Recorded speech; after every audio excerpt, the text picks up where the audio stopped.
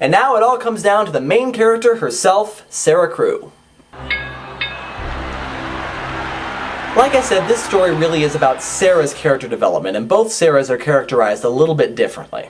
Book Sarah is portrayed as someone who stands out, whose cleverness in odd ways are so out of the ordinary, you can't help but notice them. Movie Sarah is portrayed more like a real little girl. We see her learning everything she knows about imagining from her father, and the other girls don't so much hold her in awe as they're actually friends with her.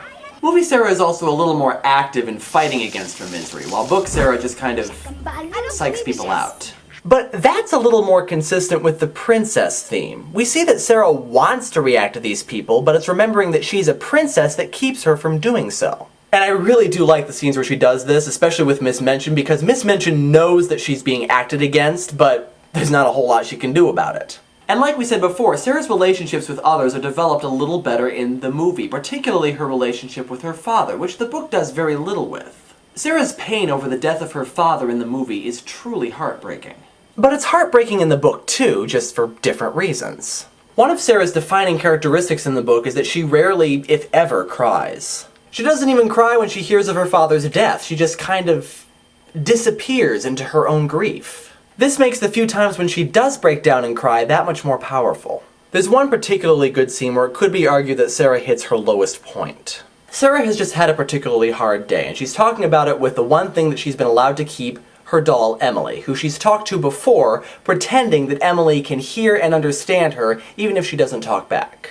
At one point as she's talking, she gets so caught up in how hopeless her situation is that she just says, "You're just a doll. You can't understand me." And that's where she truly breaks down and cries for, if I'm not mistaken, the first time in the novel. The movie's portrayal of her lowest point is just kind of showing her numb of any feeling and telling Becky that she's lost her ability to believe in stories.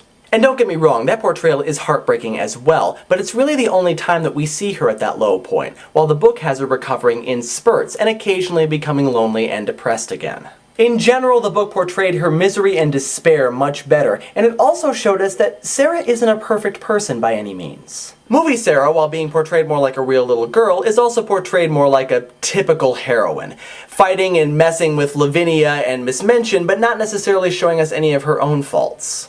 In this way, the movie kind of succumbed to the kids rule adults drool style of movie making. It wasn't quite as blatant as Matilda, where almost every single adult character was an antagonist. You ever notice that?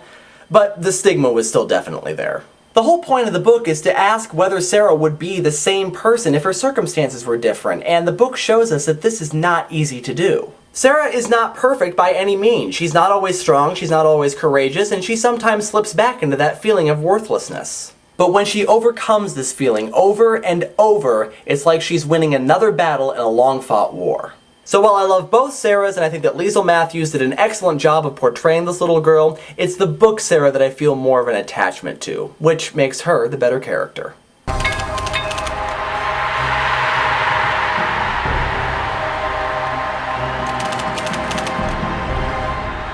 So the book is marginally better in this case, but the movie is still definitely one of my favorites, and it tells an excellent story, so if you haven't seen it yet, give it a watch. Why, thank you, Matt. That's very kind of you.